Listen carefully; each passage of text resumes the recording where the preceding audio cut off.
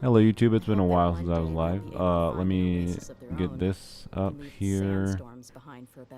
Live stream's not live for 15 minutes, so if you're clicking on this video, sorry, I'm dead inside.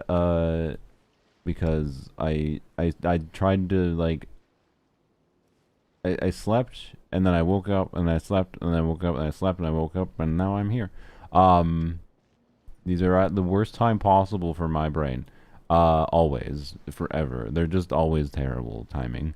So, anyways, let's see, browser, bam, bam, there we go. Let's tweak the spacing a little bit. It might murder our ears when it goes live, but I'm going to try to avoid that problem. So, yeah, okay. There we go. What are people saying? Zhongli, Playable Dottore, Alyosha, Merverikas, Moika on top. Why are people saying Moika on top? Fucking you. Sorry. As always, just YouTube chat for these live streams are just full of spammers. I don't have good data on like how many people watch these normally. I do, hopefully I'll remember to check out the fact like what the views on this special program are, because like oh, they even have hashtag now Snezhnaya.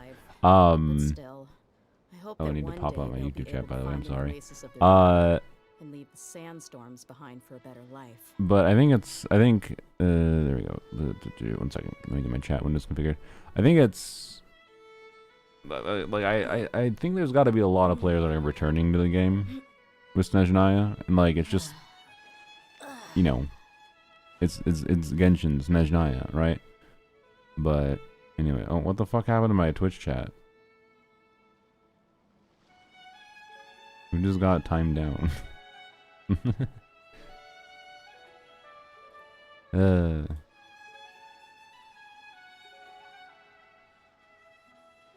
I see. Nightbot auto. Wait, no, what happened? This is someone else's chat. What the fuck? Where's my chat? I was so confused for a second. I was like, what? There we go. There we go. I was like, this doesn't seem like my chat. I think it was something I like got rated to, and then I just had a chat window open. You know, that happens on Twitch sometimes. All right. I returned from Snezhnaya. From Snezhnaya. Were you in the future? Wow. Nice. What day is it, Mr. Streamer? I don't know. July 31st, I think. The only reason I know that, though, is because I know it's the end of the month, and I know I have to pay bills tomorrow. Yay, I like bill paying. Almost 2 p.m. there? Oh, wow, that's nice. I'm jealous. So, anyways, yeah, I'm curious, like, what the numbers are gonna look like on this stream. I don't have the energy. I haven't really enjoyed a couple of the recent special programs because of the eternal cycle of them never changing anything about how they present these, and it's like just mostly feels like being advertised to. But normally the like major version announcements are like a little bit better, because like they tend to have like the devs actually being allowed to talk rather than the marketing team. And so I don't know, and obviously it's big new region, they're gonna showcase a bunch of things with Snezhnaya. So yeah, what time is it there? It is 7 a.m. I think. Yeah, should I go get some tea? On one hand, I like tea would like caffeine, right? What's my prediction? I'll get into it in a second. On one hand, tea would be nice because energy, fake energy, but energy nonetheless. I think I am. I'll BRB actually. Just hold on. Grab yourself a white monster. What the fuck is a white monster? Oh, the drink? No. Tea is very less caffeine. Correct. But it also has sugar, which, you know, my tea has sugar at least. You, sugar. You, people named Strata _ Ew. Anyway, BRB. Let me get a drink. And what I will leave you with, as a brief gift, is load hold is load. Really? Yeah, there we go. Creature.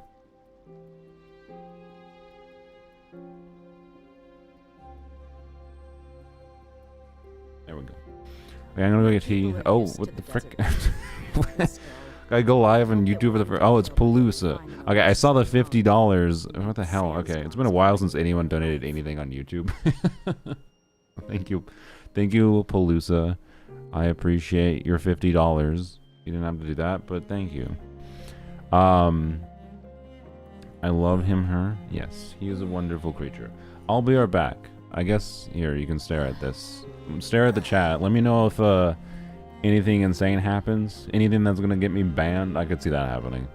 Is it possible that someone saying something in the YouTube live chat gets me banned on Twitch? That'd be funny. I'd take it. But anyways, thank you again, Palooza. I feel like $50 is a lot, but I don't know. Anyways, sorry if I don't sound that thankful. I'm dead inside. I'm so tired. I need to go get tea, and then I can have a brief yap before our ears get murdered by the live stream. Brief yap about my prediction. The long and short is that it's not. Well, it's kind of a free character. It's a more realistic, like, lukewarm prediction that I think has a real chance of coming true. So, and you know, if you watch my recent live streams, you probably have already heard me yap about it. But anyways, BRB. The desert's a tough adversary. I just got up and I almost immediately tripped over the cat because somehow the moment I get up, he was standing right in front of my feet, by the way. But BRB. Entirely up to you.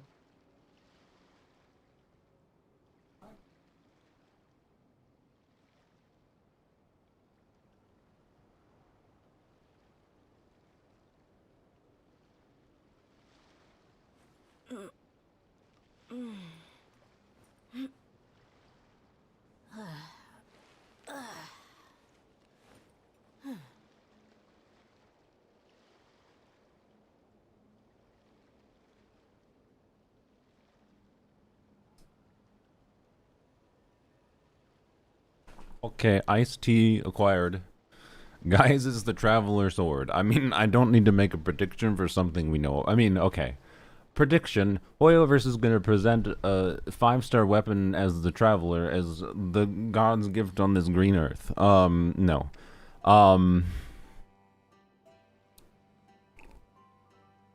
Cat should always be treated as speed bumps. Oh, yeah. When I walked to the kitchen to go get my drink, the cats were just, even though this is like many hours sooner than they normally get fed, they were like, oh, you're going to the kitchen, you know, it's time for food. I hope that one day they'll be able so, to anyways, of their own. predict some QOL, yeah. His, her, schlong. Why, what do you type in, Strata? My car is currently on me. Nice. Thought you went to get a hot tea. Oh, no. I mean, that would wake me up better, but that takes more preparation time.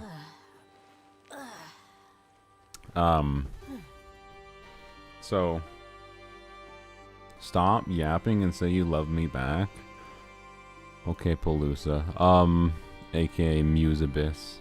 I appreciate the additional $50, but I mean, you know what? Sure. I love your ability to give me money.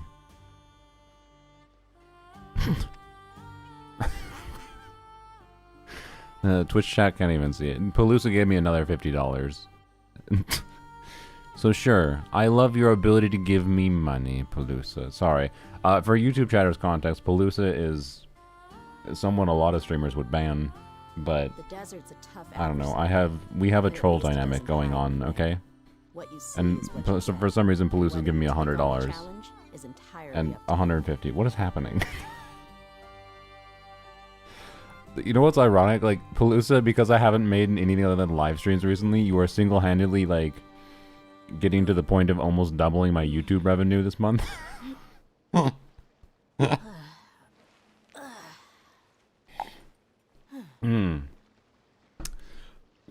They just did another $50 whatever, for context, and then just said, dude. Thank you, Palooza. I love your ability to give me money We so mercs have much. one simple Maybe rule. someday that turns Whoever into pays loving the you. most is your new boss. But you want to know what I would love more? There's 38,000 people waiting for this live stream on YouTube. That seems a lot. I'm gonna mute this briefly. I'm gonna put my headphones on too. That would make sense. I should also maybe mute Genshin in the background, but I'll leave that going until it goes live. So yeah, my prediction is fairly simple, which is I think that Arlecchino will be added to the constellation selector thing. Well, there's two parts of this, I guess.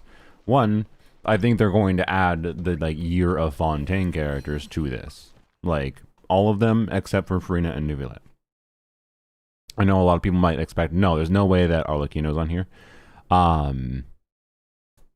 So he meant loving your money more. No, definitely not. I definitely. Sorry, Palooza likes this for some reason. I think I don't know. I need to know their opinions on the special program. The cats. I don't have the cats nearby. No, they are. They just randomly ran into the room. Okay. I don't have the ability to set up the camera right now. But anyways, here, this is for child support. Okay. I will, honestly, you just funded, like, the cat wheel that I was considering buying. So thank you, Palooza / Musibus. Are you just there's a chance you're impersonating Palooza, I guess. But I don't know. Thank you again. But now, if you just keep on donating, by the way, I'm going to ignore you when it comes time to actually, like, you know, react to the stream. Just saying. It does sound like them, though. Yeah, so I believe it. Child support for Nicole Durant. Yeah. Anyways. So, this thing, like, obviously the free con thing, Stella, whatever the hell, what is this called? To temper thyself and journey far. So, I know some people are thinking that they're going to reset this and you'll be able to choose the same characters you already chose again. I don't think they're going to do that. And the reason for that is the phrasing in game is actually pretty specific in that, if you have already, once you have claimed a character, you will not be able to claim one in any of the future ones of this thing. There's nothing about the ability to reset and choose like Yai twice, choose, you know, anyone twice. It seems to be the limit is one. The reason I haven't claimed this patch is because of the off chance that I'm wrong on that, to be clear, and they do announce today the ability to like have an actual reset, in which case I would like to choose Albedo, because then I can get Albedo C2 if they reset it. But I don't think they're going to reset it. Reset the standard ones. I guess there's a chance they reset the standard ones, yeah, because like, you know, they're standard characters. But I think they are going to add the Fontaine cast. So I think they're going to add the entire Fontaine cast. And because the stream is going to go live in just a couple minutes here. I'm not going to yap in depth about thoughts on this other than Arlecchino. But, you know, Risley, so no Neuvillette, no Farina is my prediction. Risley, Navia, Shanyun, the Year of Fontaine, right? Chiori, Arlecchino, Clarin, Sijuin, and Emily, I think, will all be added. And Loen and Varka added a standard banner? Yeah, clearly. You know, we'll see. I don't know. I hope there's something outside of just this, by the way. I really want there to be something in the live stream that just, like, is unexpected. Because, like, the problem with Genshin live streams is they're so boring sometimes. They're, like...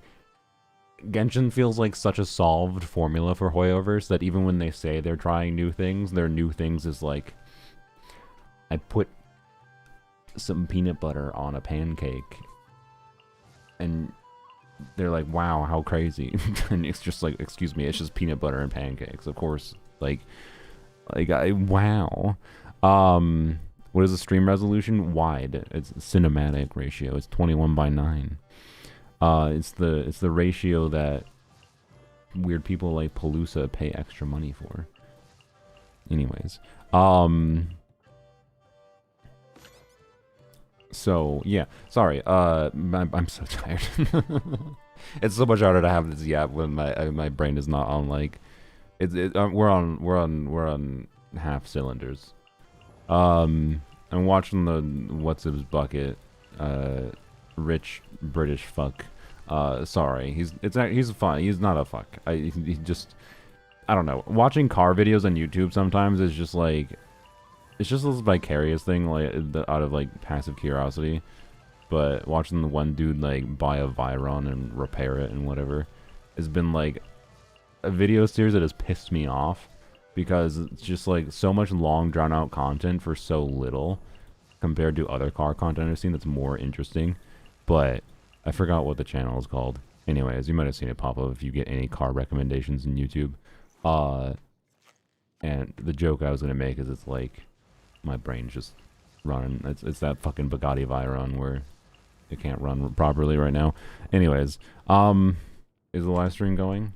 No, it's not. It'll begin soon. But yeah, the reason I think Arlecchino is going to be there is because, one, she's probably going to rerun. Two, Arlecchino is a character that, for how... Now, to be clear, I don't think the difference between Arlecchino and Moika, even with C0 Arlecchino, is significant enough that you should, like especially with the general balance of newer characters and newer teams, that, like, the gap between, like, DPS potential with Arlecchino and Moika is not high enough to make on its own a meaningful difference for, like, whether or not you can clear content, generally speaking, with one of them or the other.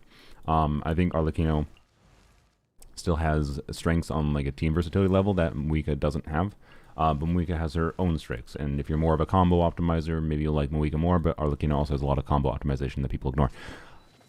The long and short is that I think Arlecchino is going to be on there because I think it makes business strategy sense, where, like, if they give C1 Arlecchino for free, I think it makes... Because I think Arlecchino is going to be part of the new story, and I think they want people to want to pull Arlecchino. Okay, there we go. I got to unmute. Is it going to murder our ears? No, it's not. Okay, good. Unmute.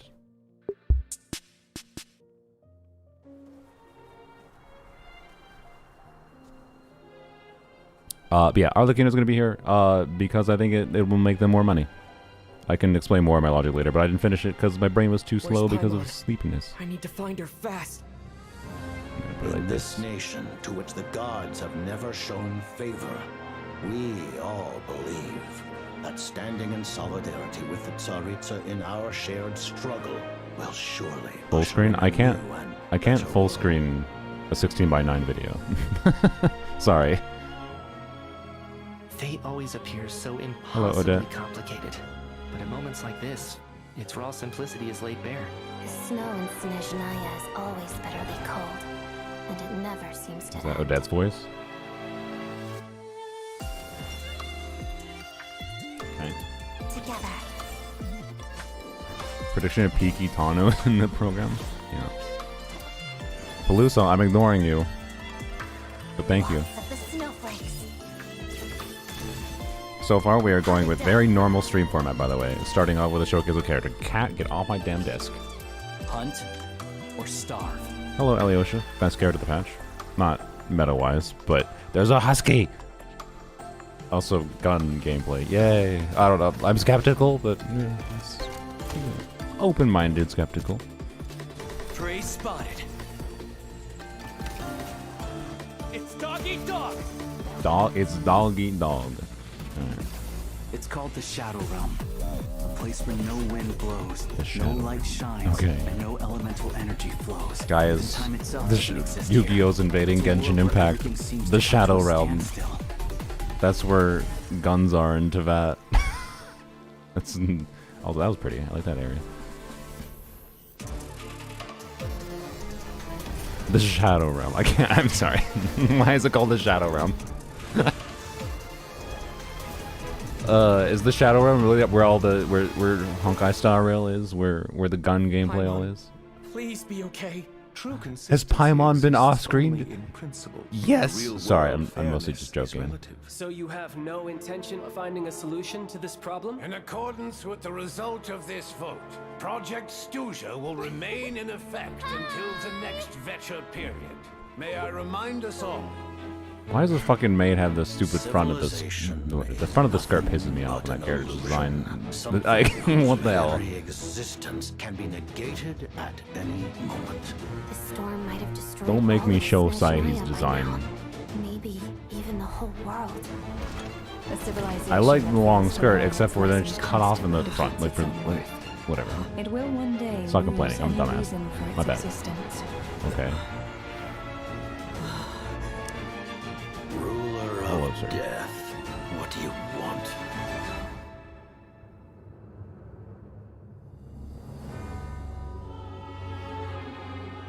Consider your position carefully. This might have passed for a coincidence Oh, the dear. first time. Hello. But a second time? Am I to assume you are intentionally interfering in Snezhnaya's affairs? Not gonna lie, I thought they weren't gonna do like a model reveal for one of those characters yet. Slight surprise. The traveler's attacking the. Each morning Okay. here, for every one of us, there's the chance that we might not wake up. We Assume that's ask what you only need for to. the greater glory and solidarity of Why our is the nation. traveler attacking? May the aurora Okay, well, I shine mean, ever on. that's what they're trying to make me think, so I'm curious, but. Stand firm. Multiple elements at the same Obsession time. baffles me. When the day of reckoning arrives, not even a descender can hope to escape unscathed. What? Wait, where did she shoot? I missed. Ad? Oh, fucking hell. Goddamn ads. How do I Tsaritsa will disable return in those? triumph in short order. The time for us to meet again will come very soon. Our goal is the heavenly principles. Tsaritsa freezing? Interesting. Oh my god. I forget that ads are a thing. How do I pre-roll off? I think I maybe disable them. Did I leave them on YouTube too? I fucking did, didn't I? 旅行者们好， Oopsies, 欢迎来 I'm 到 a bad 原神 streamer. 7.0版本 I'm a 前瞻 bad 特别节目的 streamer, 现 I'm 场 sorry.，我是你们的老朋友鸡哥。旅行者们好呀，我是小罗浩。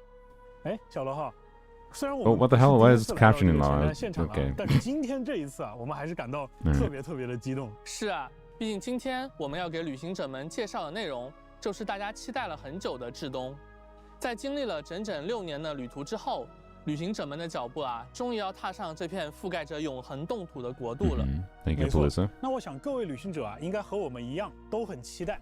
那我在社区呢，也看到了很多大家对于至东剧情的猜想，以及对于过去各种伏笔的热烈讨论。我也看到了，我们的旅行者们啊，都卧虎藏龙啊。对，我还看到有的旅行者说啊，这里的神明有没有可能是冰元素的？哎，这个倒是无法反驳。嗯，我还看到大家做的至东大料的梗图，还挺有创意的。 What is that? 不过 What 话说 what 回 are 来啊， what 我 is 觉 that? 得今天我们要给旅 I 行 don't 者 recognize 带 that. 来 Is that 的 a 大 food 料 that I 肯 should 定还是不 recognize? 少的。 I don't 毕竟至 know 东啊 food. 是原神项目组筹备了非常久的国 Yes, 家。 Ninja has been 是 referenced 的 for a while. 在过去大家对至东的印象可能是愚人众的大本营，是冒险家协会的总部，是我们的伙伴公子达达利亚的故乡。不过啊，在我们的构想中， Sorry, I'm trying to 至 find 东 the 有 right 不止 time to 刚才所提 disable 及的 ads on 部分 YouTube. 如果要用一句 make 话 sure 来 it doesn't 简 happen 要 on 介绍 YouTube. 它，我想至东是一个超越规则与命运抗争的国度。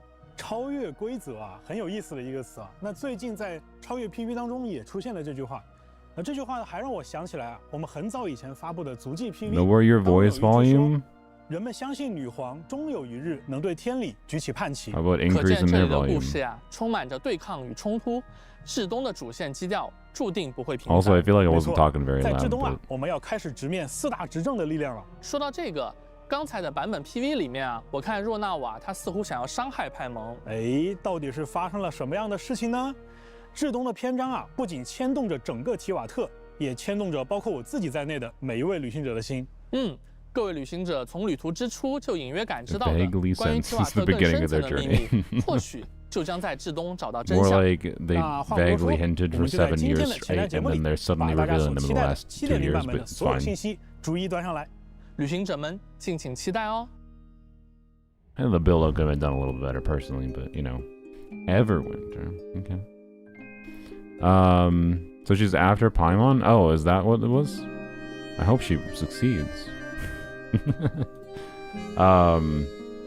I mean, I assume that means we're finally getting plot. I mean, they hinted at this in like recently, but I assume that means we're finally getting plot on what the fuck Paimon is. I could new prediction, not now that we saw that trailer. I think she'll succeed and Paimon will be murked. Also, by the way, can we their audio balance